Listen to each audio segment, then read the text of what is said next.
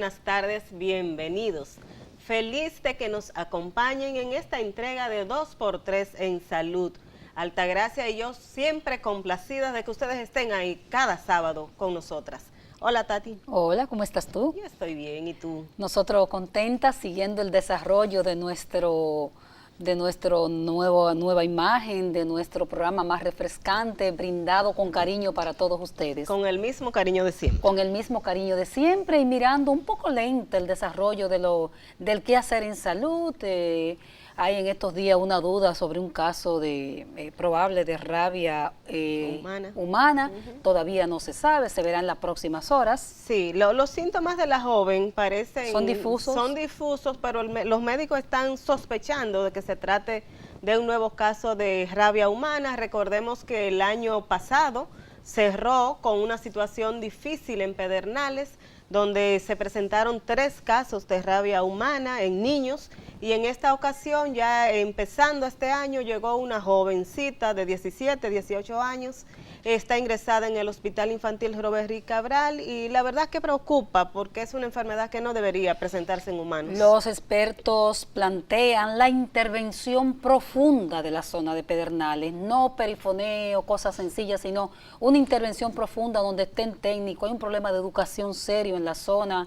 No es solamente echarle la culpa a Haití, que aquí se le echa la culpa a Haití de todo. Es una intervención mucho más profunda, es lo que están planteando. Y recordemos que la intervención no debe ser con los humanos, es con los animales. Ahí es que empieza primero esa prevención. Así es. Es vacunando perros, es vacunando gatos y cualquier otro animal que se entienda que pueda transmitir la enfermedad. Sabemos que uno de los que más la transmiten a los seres humanos son los perros.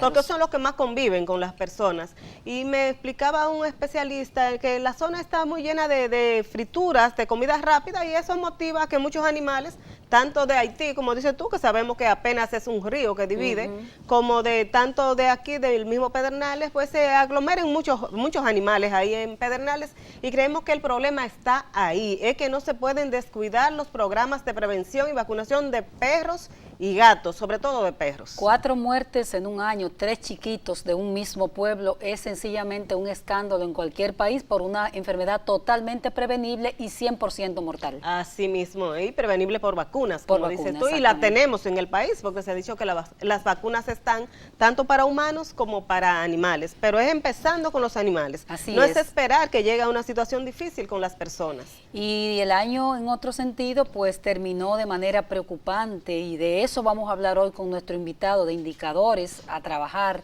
que fue la mortalidad materna y la mortalidad infantil. Casi 200 mujeres fallecieron en el parto o en el proceso de parto. Así y 3.495 infantes, el 80% de esas muertes son neonatales. Que aunque sabemos que hubo 3 muertes menos el año pasado, en comparación con el 2017 de muertes maternas, eso no debe hacernos sentir feliz. Por supuesto. La verdad que no, porque es bastante alto el indicador. Y como dice la Organización Panamericana de la Salud, OMS, solo una muerte materna es un fracaso para una sociedad. Y es una tragedia familiar. Porque eso envuelve a la familia completa. Y social. Y socialmente, claro. Así cuando muere una madre en una familia se desequilibra todo. Totalmente. Bueno, pues nos vamos a una pausa breve y regresamos con nuestro invitado de la tarde. No se lo pierda. 2x3 en salud. Saludos y gracias por continuar con 2x3 en salud. Y hoy tenemos el placer de presentar a todos ustedes que está con nosotros. Bueno, Chanel es que es casi socio de este programa porque viene todos los años y hasta 2 veces al año. Chanel Rosa Chipani, director del Servicio Nacional de Salud. Buenas tardes, Chanel. Buenas tardes a todos ustedes. Y nada, complacido de estar aquí en esta nueva imagen del programa. Así que la felicito a ambas. Muchas gracias, Chanel. La verdad que sí, que Chanel es casi socio nuestro, porque es que siempre tiene muchas cosas que contarnos, muchos temas de qué hablar. Y queremos empezar, Chanel, hablando un poco, empieza prácticamente este nuevo año, queremos saber cuáles son los planes o las estrategias que tiene el Servicio Nacional de Salud para este año 2019. Bueno, cuando la presentación del programa, Altagracia hablaba del tema de los indicadores de salud. Una parte de esos indicadores le corresponden al Servicio Nacional de Salud, otros son compartidos con el Ministerio. Nosotros, una prioridad institucional es cambiar o modificar esos indicadores, que algunos de ellos cerraron de forma negativa el año 18, el 2018. Sin embargo, hay también procesos internos en el establecimiento de salud que es importante, que son retos importantes en este primer semestre del año, sobre todo. Nosotros tenemos como reto la apertura de la nueva ciudad sanitaria, que como ustedes saben está sujeto a iniciar sus servicios en al final de este primer semestre de este año. Es un gran reto para el servicio y para todo el sistema de salud por la envergadura de esa obra que va a implicar la contratación de 4.500 personas, de diferentes médicos, enfermeras, personal administrativo, etcétera. Concluir finalmente el proceso de remodelación de los hospitales, que todavía nos quedan alrededor de 16, 17 hospitales que no se han concluido, y nosotros en conversaciones que sostuvimos con el director de OISOE nos comunicó que en el primer cuatrimestre del año se van a entregar 8 de esos establecimientos de salud. Es un tema importante. Sin embargo, hay procesos también que hay que fortalecer al interior de los establecimientos de salud. No basta con tener equipamiento, tener infraestructura, sino es un tema que yo insisto, y este año yo creo que es el tema de derechos de las personas que van a los establecimientos de salud. Y ese es un tema que no se puede hacer solo del Estado, sino también que la población tiene que colaborar. Yo digo, cuando la gente exige a nosotros, si tú estás bien intencionado, eso te favorece, porque eso te ayuda también con todo estos grupos de intereses que hay en el interior del sistema de salud, que podamos entender finalmente que el objetivo fundamental no es el Estado, no es el hospital, no son los gremios, sino que es el ciudadano, el que finalmente paga los servicios del hospital. Entonces, yo creo que en ese sentido nosotros tenemos un programa este año que prioriza 30 establecimientos de salud en un primer momento, y en esos 30 establecimientos de salud nosotros vamos a desarrollar 15 tipos de intervenciones que van desde la seguridad hospitalaria hasta todo el tema de calidad en los servicios de esos establecimientos de salud. Ese levantamiento. Tenemos ese levantamiento, vamos a tener la próxima semana una reunión ya con los directores de hospitales y las diferentes regionales donde están adscritos, un poco para conocer la propuesta e iniciar seguido. Igual, le había comentado alguna vez que también tenemos las oficinas de atención de defensa de los usuarios, que son una oficina que nosotros vamos a comenzar con 5 hospitales y que queremos que se conviertan en instituciones, en oficinas, que la gente pueda ir a las 2 de la mañana, a 1 de la mañana, y decir, mira, aquí no hay medicamentos, yo vine y no hay tal servicio, no existe.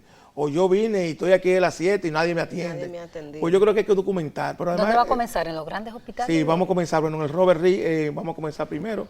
Ese hospital que vamos a comenzar. En el Darío Contreras igual también. Y este mes de febrero, el día 7, en Barahona, con la asistencia del señor Presidente de la República, lanzamos en el marco del proyecto de República Digital, se está lanzando también el proyecto que vamos a iniciar en 4 hospitales, grandes hospitales, de la cita llamada por citas, que la gente un poco se adscriba a esa cultura y no tenga que hacer esa larga fila. Perfecto. Ahí vamos a estar con el Hospital Robert Reed, el Hospital Taiwán de Asua, el Hospital Alejandro Cabral de San Juan de la Maguana y el Hospital Moscoso Puello.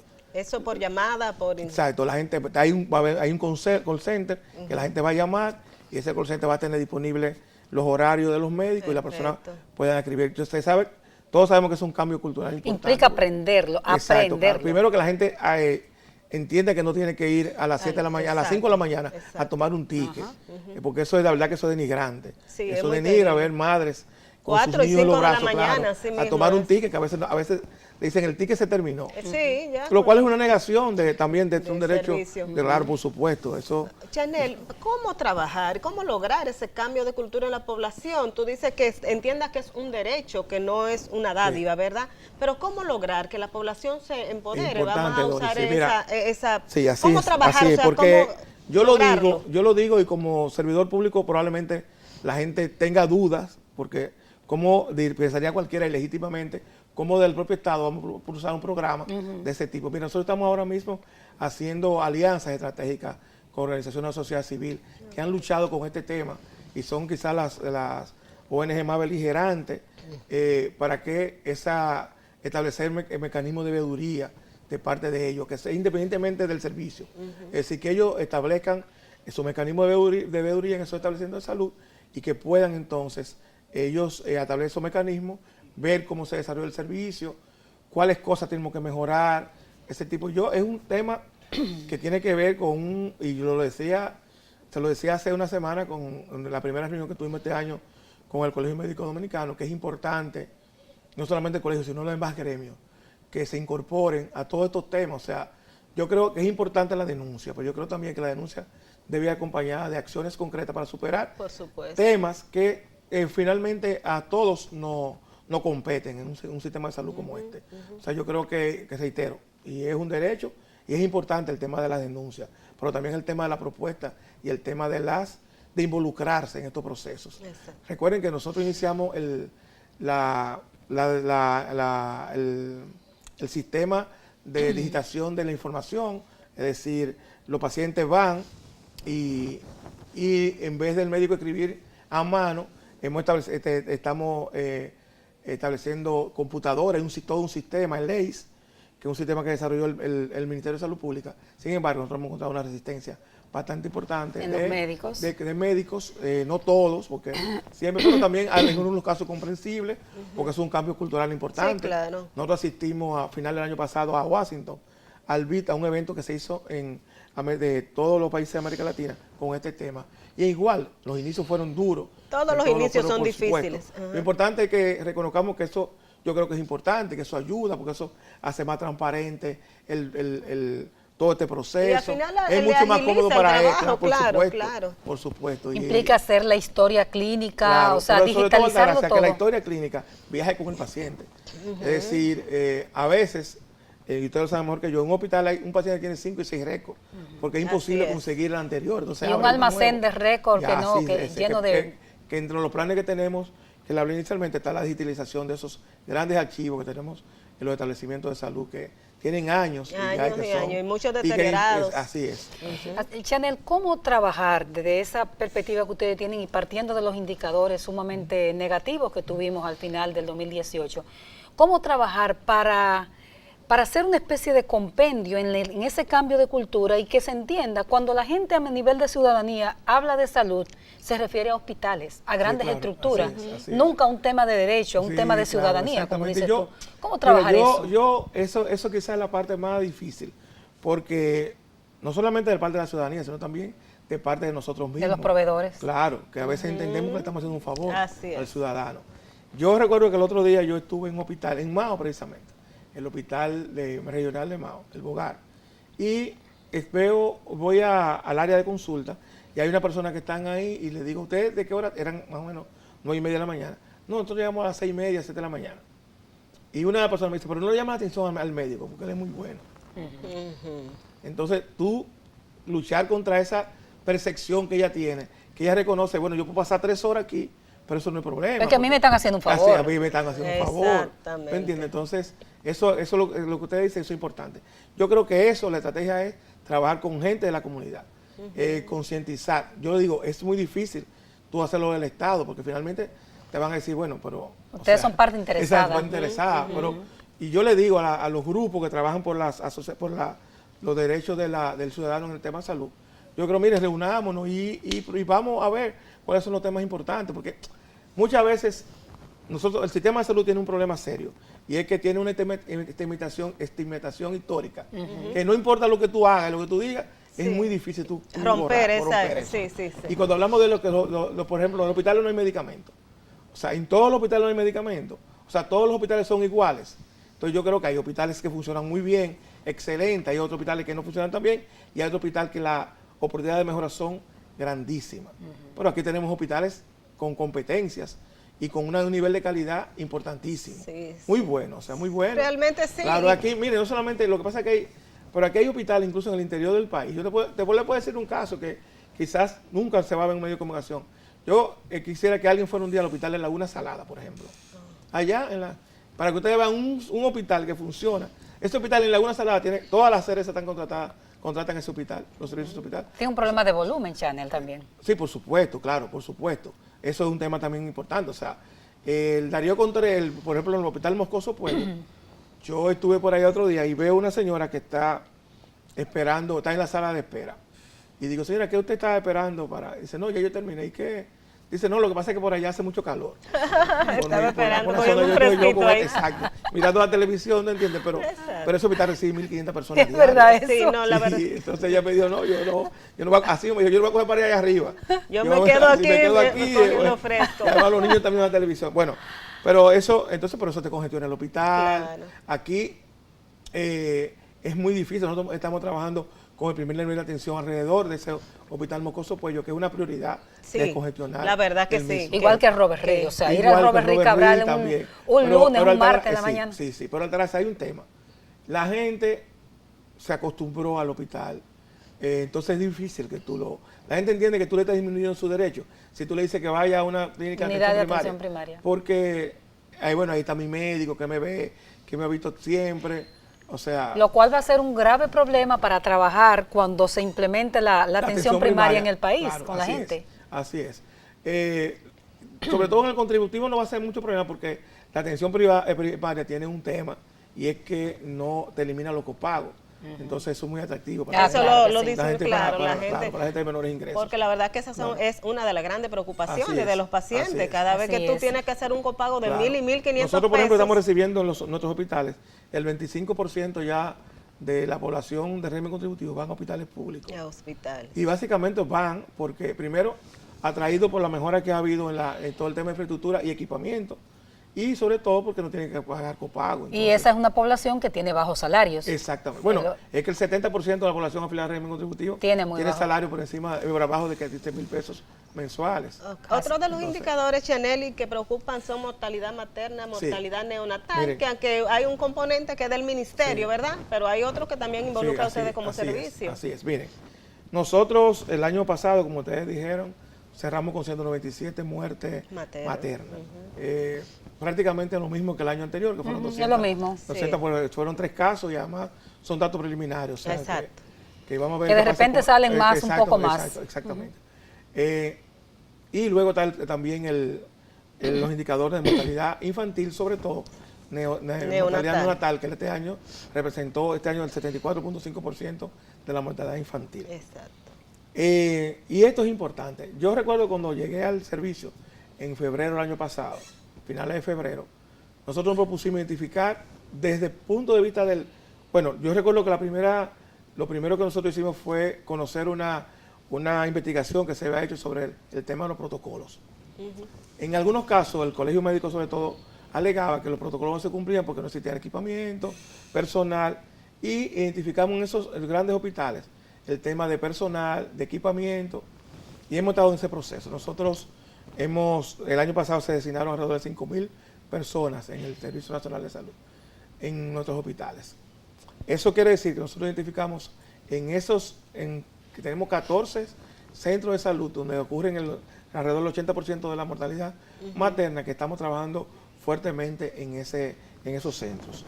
Hemos trabajado tenemos varias estrategias ahora mismo, que esperamos que este año finalmente se consoliden y comiencen ya a descender estos números que son inexplicables y injustificables. Hemos trabajado con UNICEF, un programa que ya UNICEF pasó al servicio, donde hemos contratado personas, médicos familiares, que se dedican básicamente a la observación del proceso de los servicios, por ejemplo, de parto. Ver qué pasa, qué hace el personal que está involucrado en eso, y eso se observa versus los protocolos. O sea, en qué momento los protocolos se violan. Ese es un proceso de observación, y eso conlleva un plan de mejoría en esos establecimientos de salud. Un plan de mejora que tiene que trabajarse con el personal y tiene que trabajarse con la dirección del hospital. Igualmente con el tema, ustedes saben también que tenemos un acuerdo con la Sociedad Iberoamericana de Neonatología, y ya ahora en marzo el doctor Solat, que es que la preside, viene por tercera vez. Ha sido un proceso importantísimo de inducción de ese personal de neonatólogo. Estamos ya distribuyendo en todo el país neonatólogos. El año pasado también se contrató la promoción completa de neonatólogas que fueron graduadas del hospital de Nuestra Señora de Altagracia, la maternidad. O sea, estamos haciendo lo posible. Ahora, hay un tema también, que es el tema ya propiamente dicho. Bueno, ya tengo los equipos, tengo los medicamentos, ¿por qué se sigue muriendo? Chanely, esa pregunta, vamos a esperar que tú nos la respondas ahora, después de esta breve pausa. Regresamos en un momentito. Martes en Salud. Continuamos conversando con el licenciado Chanel Rosa Chupani, director del Servicio Nacional de Salud.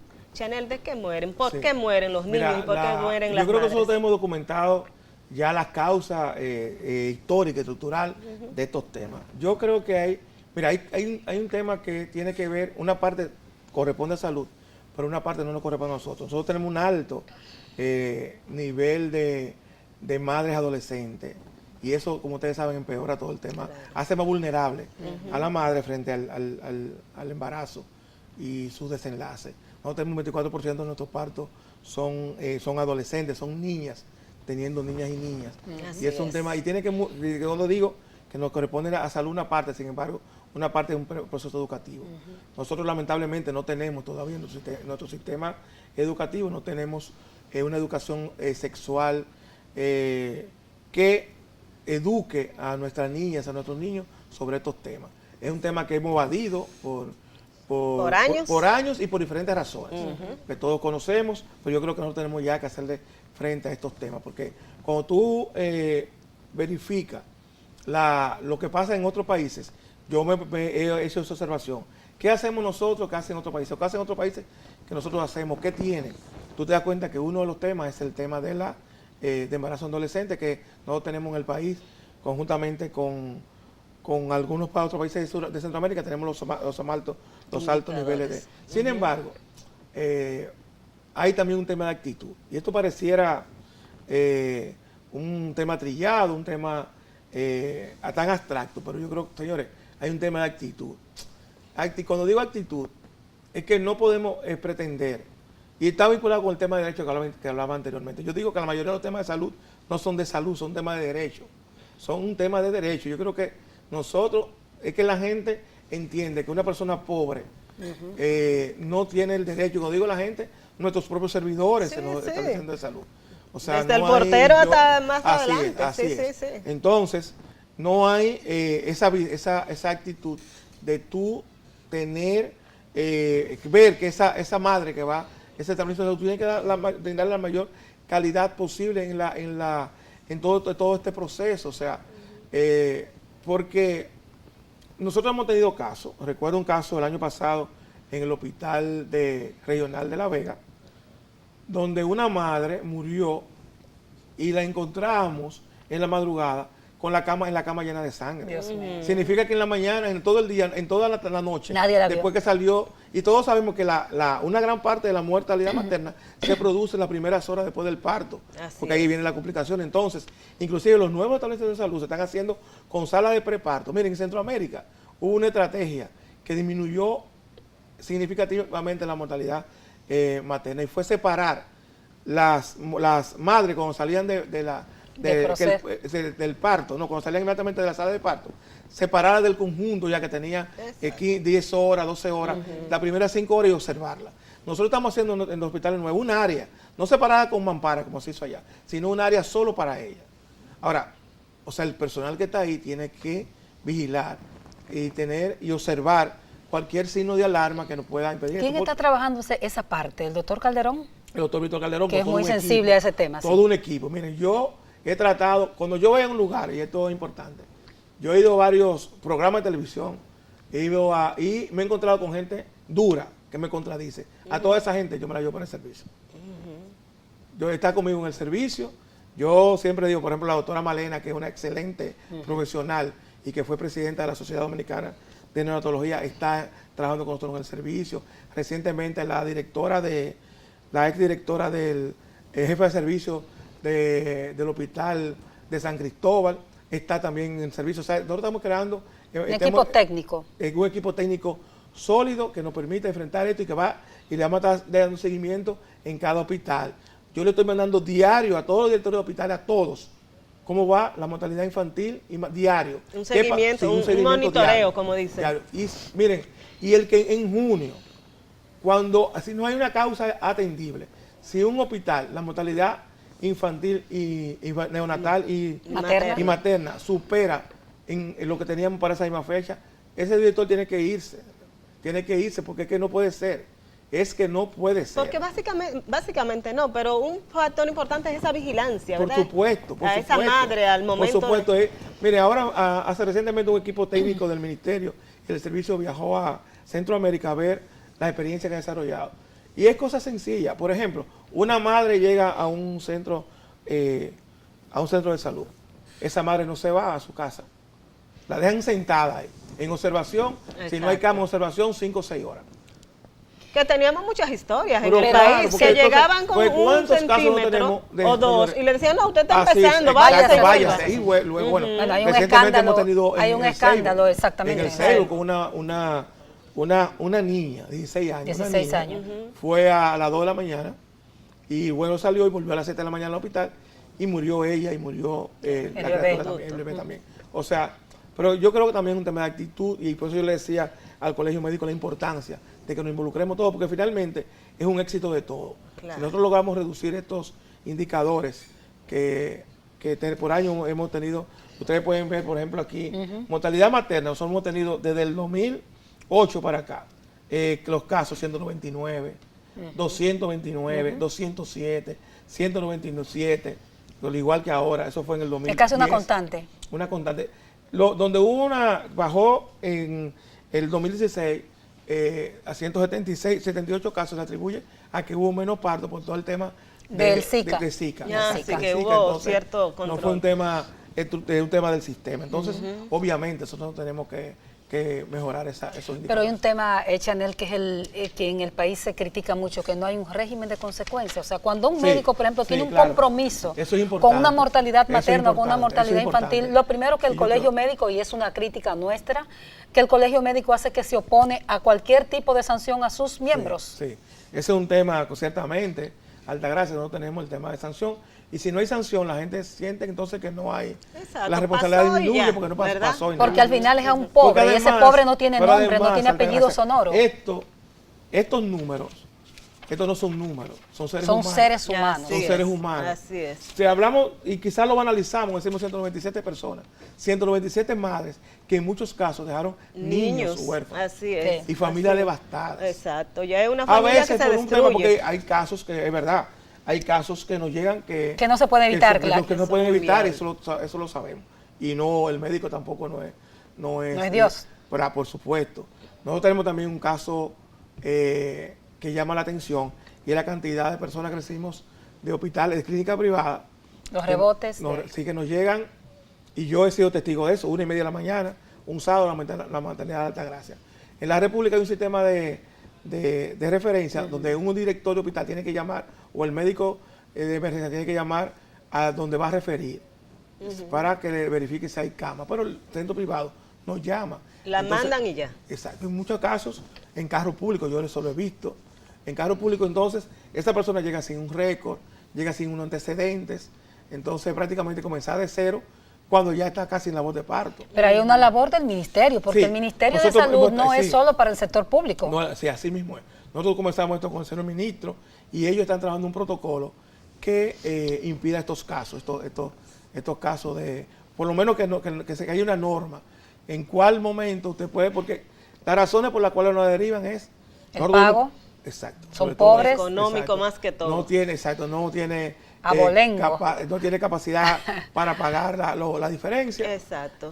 O ya lo que es más grave, el estado de esa paciente se está complicando. Ay, no quiere que se le muera ya, o sea, que no se le cargue la mortalidad materna. Pero insistimos, hay un tema de políticas de salud, o sea, alguien tiene que ponerle el cascabel al gato en el país. O sea, regulación. Claro, regulación. Sí, y norma y un seguimiento importante. Hablando de normas, Chanel, y de protocolos, ¿cómo ha ido avanzando eso? Se habla mucho de que muchos de estos indicadores están vinculados al no apego a los protocolos. Nosotros ya el año pasado también, ese es un tema, y gracias a Dori por recordarlo, es un tema, fue un tema que tratamos conjuntamente con OPS. Nosotros, esa norma y los mecanismos de implementación de la misma fueron editadas por el servicio, fueron distribuidas y socializadas con todo el personal en los hospitales públicos. Tenemos un equipo que está trabajando solo en ese proceso de capacitación.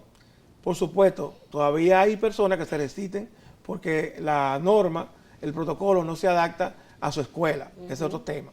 Pero las normas son oficiales, entonces no es un tema, no debería ser un tema de norma nacional, ¿verdad? Claro que sí, además que fueron trabajadas en consenso con la sociedad. Parece que es un problema de cultura del dominicano, que todo es todo y nada es nada. Sí. Nosotros conocemos, por ejemplo, a un médico que vivió muchos años en Estados Unidos y vino aquí a ocupar una posición importante. Y cuando intentó entre su equipo médico que se aplicaran los protocolos, fue una guerra, una revolución, un enfrentamiento. Cada quien tenía su escuela para evitar mortalidad en otra área que no es la neonatal y eso. O sea, hay un problema del dominicano que hay que trabajar mucho en materia de cultura. Lo que yo sí quiero, y eso es un compromiso en este programa que quiero hacer, nosotros vamos a continuar con nuestros mejores esfuerzos para que estos indicadores se reduzcan. Por supuesto, esto es un tema de esfuerzo, un tema de resultado.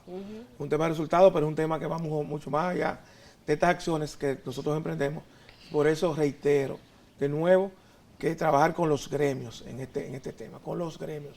Saber que reitero que cuando hablamos de estas cifras, estos indicadores son seres humanos que estamos hablando. No estamos hablando de números. Hay que ponerse siempre en la piel de los demás. En el zapato del otro. Así es, eso es. Y yo se lo digo cuando voy a los establecimientos de salud. Ustedes quieren saber si cuando hablamos de humanización, pónganse en lugar del otro. Entonces hagan ustedes lo que ustedes les gustaría que le hicieran. Hasta que no le toca a uno como persona, pues no quizás es un precepto hasta bíblico, ¿no? Sí, por supuesto. Tú te pones en el corazón del otro, como tú quieres que te traten, tratar al otro. Así ya, y con eso resolvemos el problema de humanización. Y con eso se resuelve ese problema. Chanel, ¿qué otros indicadores importantes? Miren, bueno, además de los indicadores de mortalidad materna y neonatal, el país está comprometido con una serie de indicadores nosotros tuvimos el año pasado, por ejemplo, en el caso de cólera tuvimos una disminución de un 4%, tuvimos 118 casos. En el caso del dengue... ¿Estás repuntando? Si bien hubo un incremento importante de 1.558 casos respecto a 1.363, un incremento de 14%. Sin embargo, la tasa de letalidad que mide la muerte en los casos de dengue fue apenas de 0.10%. Tuvimos una muerte por dengue y eso es importante porque todos sabemos en los años... hace años, cómo afectaba. El año pasado, en 2017 tuvimos 3 casos y este año tuvimos un caso por dengue. Pero como hay que mantenerlo la alerta. Exacto. En este día eso te iba a decir que parece que este año podría ser, porque entonces, ha empezado con muchos casos. Es importante. También tuvimos un incremento en los casos de malaria de 398, pasaron a 480. Con brotes, por ahí por Santo Domingo Oeste. Sobre todo el tema de los brotes. El tema es y también hubo una reducción importante en los casos de tuberculosis. Y eso es clave, hay una estrategia del país de eliminación de la tuberculosis, que ustedes saben que es una enfermedad que está vinculada mucho a la pobreza. Entonces nosotros tuvimos una tasa que fue un 7% menor a la del 2017. Hay una estrategia para buscar los casos, para registrar los casos. Ahí estamos trabajando el servicio del Ministerio de Salud conjuntamente en el terreno. Sobre todo, como ustedes señalan, en Santo Domingo Este y alrededor de la Ciénaga también, que hemos tenido brotes. El año pasado tuvimos 3.403 casos versus 4.121 que tuvimos en el año 2017.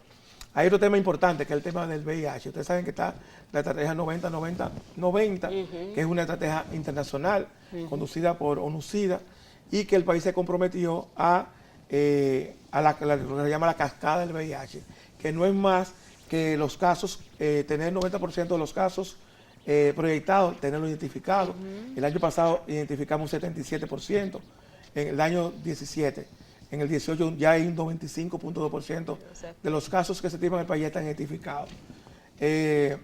Están en tratamiento, el 71% de los casos ya están en tratamiento, contrario a solo un 55% el año pasado. Y en la carga viral suprimida, que baja bastante la letalidad de la enfermedad, tenemos un 73.4%, que es un avance importante respecto a un 51% que teníamos el año pasado. El Estado tiene dinero para el VIH. Sí, hay recursos, porque también hay recursos de las agencias internacionales.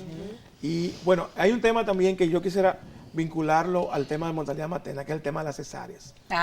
El año pasado en el sector público tuvimos seguimos con el 45% de los partos son vía cesárea.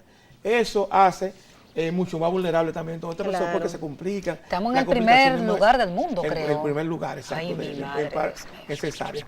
Eso también se agrava porque se recuerden que el sector privado es 90%. El 90%. El 90%, 45% del sector público y 90% del sector privado. ¿Hay estrategia de ustedes con relación a eso para ver si se logra concientizar? ¿Cuál es el tema de la cesárea? ¿Por qué el médico hace cesárea? En algunos casos son indicadas las cesáreas. Desde el punto de vista, es un procedimiento indicado. Indicado, por supuesto, pero en la mayoría de los casos no es necesario la cesárea.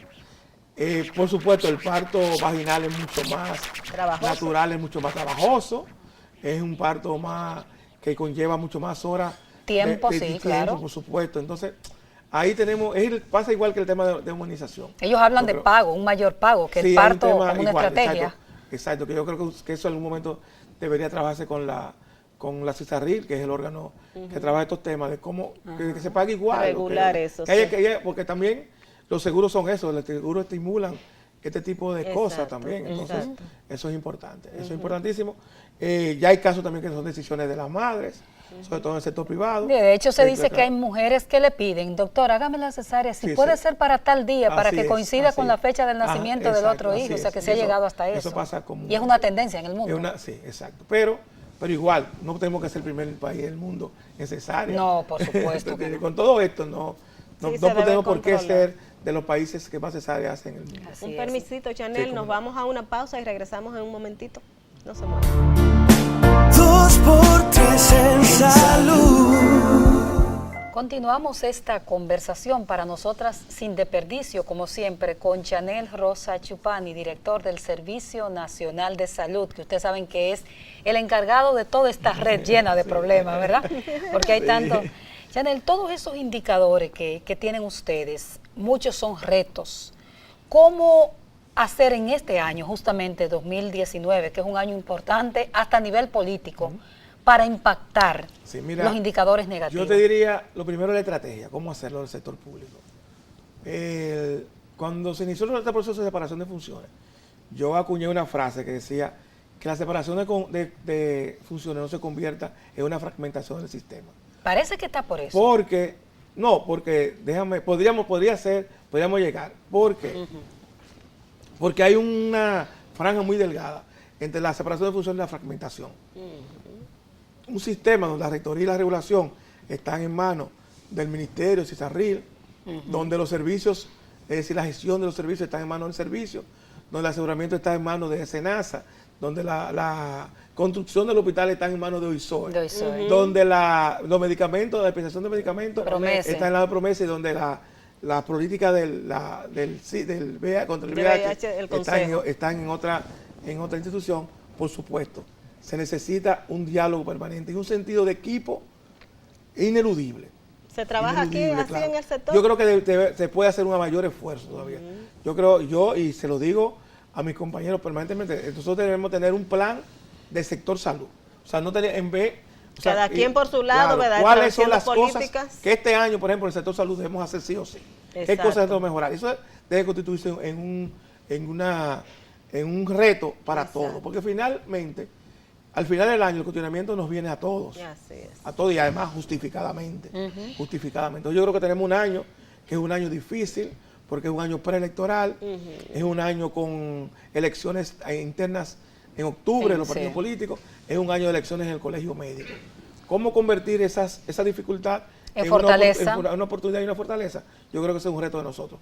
Y hablo de esto porque es importante la estrategia para abordar estos problemas. Es importante la estrategia y que no se vea ni los técnicos medios, ni los técnicos, que en las instituciones tenemos políticas distintas. No, esto es un compromiso de país y del Estado. En este caso, que no... por eso es tan importante la conducción sectorial del ministerio. ¿Se reúnen, Chanel, ustedes como todos estos sectores que tú mencionaste? No nos reunimos con las veces que a mí me...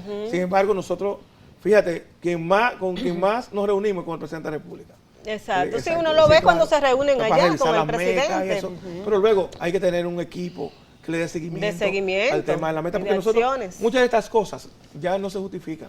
Es lo que tú dices, Chanel, ya tenemos aquí un diagnóstico completo prácticamente, y se sabe dónde están los problemas. A mí no me hablen de documentos, El sector salud históricamente tiene un activismo intenso, gente que viaja, gente que se capacita. Técnicos buenos. Pero claro, pero el tema es impactante. Sin embargo, te voy a decir lo que nosotras percibimos, que decía la doctora Guzmán, que éramos vigilantes epidemiológicos. Los mejores epidemiólogos. Sí. Nosotros percibimos dispersión, o sea, tú tienes técnicos sobre especializados con demasiado estudio encima, nunca será mucho estudiar, pero bueno, con muchos estudios. Y tú notas la dispersión, gente que pudo haber sido muy útil, yo sé que no te voy a meter para ese tema, pero que pudo haber sido muy útil siguiendo con una trayectoria de trabajo y de repente pues no está. Entonces eso... Mira, en ese sentido, Altagracia, en el Servicio Nacional de Salud nosotros hemos creado un equipo técnico importante, un equipo técnico comprometido y además con una elevada capacidad en el conocimiento de estos temas. ¿Y compromiso? Y con compromiso, que eso es importante. Eso es importante a mí. Cuando yo veo, yo salgo a veces a las 9 de la noche del servicio y veo que todavía está frente al servicio lleno de vehículos de técnicos. Trabajando. Eso es importante. importante. Una satisfacción no están con un horario rápido no, que se tienen que ir. No, para nada. Pero lógicamente, eso tiene que responder también a una motivación. Por supuesto. Como tú dices, a un compromiso. Y ver resultados. Y ver porque resultados. si tú ves resultados, y que la gente te sepa también que todos estamos involucrados, porque no es un tema de que tú te pongas a la gente a trabajar y tú te desentiendas del problema, que la gente siente que estamos involucrados. Tú también, sí. Que haya una pasión, porque la pasión es lo que mueve todo esto. Así es. O sea, esto no lo mueve el hecho de que yo por un decreto sea director del Servicio Nacional de Salud. Ese es un liderazgo impuesto por un decreto. Ese liderazgo no me legitima a mí. Ese es un liderazgo legal. El liderazgo que me legitima a mí es que la gente me vea trabajando hombro con ellos, que vea que sus problemas son mis problemas. Que tu interés es aportar. Claro. Chanel, otro tema son los recursos humanos en salud. Sí. Se habla, algunas personas dicen, no, que aquí tenemos más médicos, más enfermeras, más personal de salud, el que realmente se necesita, que cada año se están formando demasiado, pero también tú ves la situación entonces en los centros de salud, que cuando ve el paciente no encuentra el personal, o que dicen que están sobrecargadas las enfermeras. ¿Cuántos recursos humanos tenemos y cuáles son las políticas de ustedes en ese sentido? Nosotros, en sentido general, el Servicio de Salud se tiene casi 70.000 personas.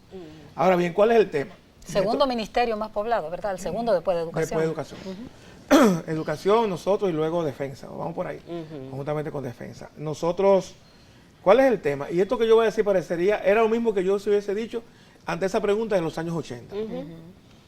O sea, nosotros en los años 80 decíamos, sobra personal y falta personal. Exactamente, que es lo que porque estamos hay una viendo. Concentración en la capital, Santiago y San Francisco. Exacto. Entonces tú tienes el caso de que cuando tú designas a una persona, dice, yo voy y tomo el empleo donde usted me mande. Yo me voy a Taría Pino, a los 3 meses esa persona está buscando que un lo padrino trasladen. o una persona cercana al para director, que lo trasladen. Para que lo trasladen. Entonces, por eso yo le digo a la gente, mira, yo prefiero a veces que designar a una persona y no trasladar a una persona, porque estamos dejando sin plaza la zona fronteriza, la zona más lejana del país, y ese es un tema difícil, un tema que implica una planificación importante de los recursos humanos. Nosotros estamos comenzando este año con cosas sencillas, porque el servicio tiene 3 años, entonces es casi con todos estos retos, pero también construyendo una institución. Construyendo, sí, claro. Construyendo una institución. El año pasado nosotros prohibimos lo que se llama los traslados de boca. ¿Sabes que aquí se nombra una persona en un hospital? Se daba mucho y eso. los regionales o el director lo mandaba. Entonces nosotros queremos hacer una sincerización de esa nómina de tal forma que el hospital, el director, los recursos humanos que estén en ese hospital sean, que estén en esa nómina, están realmente en ese hospital. Realmente ahí. Pero con eso tiene una diferente finalidad. Uno es que la gente sepa quiénes son el personal que trabaja en ese hospital, en ese centro de salud, en primer nivel. Segundo, que eso nos da mayor control, porque frente a ese caos, y yo ahí estoy de acuerdo con el doctor Wilson Roa, que quiero decir que es una persona que a mí merece el mayor respeto y que hasta el momento se ha conducido con nosotros, con su firmeza, con su criterio, pero también con mucho respeto. Yo conversaba hablando con él sobre ese caos, y él dice, bueno, tenemos un caos. Yo le digo, bueno, yo le reconozco el caos, pero parte del caos se ha creado entre todos. Así es. Entre todos. Entonces yo creo que entre todos debemos mejorar y hacer nuestro mejor esfuerzo para que ese caos que nosotros, que muchas veces se denuncia, se mejoren las cosas y que cosas básicas que otros países ya han resuelto hace tiempo, nosotros podamos ya darla también por finiquitada. Chanel, ¿qué te parece a ti si a mediados de año finales tú vuelves para que terminemos esta conversación? ¿Verdad? Muchísimas gracias al licenciado Chanel Rosa Chupani, director del Servicio Nacional de Salud. Con él hay que hacer par de programas corridos porque Chanel tiene una fluidez en la comunicación muy buena. Y muchos temas que realmente siempre el sector salud inquietan. Bueno, será hasta la próxima semana. Gracias por acompañarnos. Muchas gracias, Janet. Muchas gracias.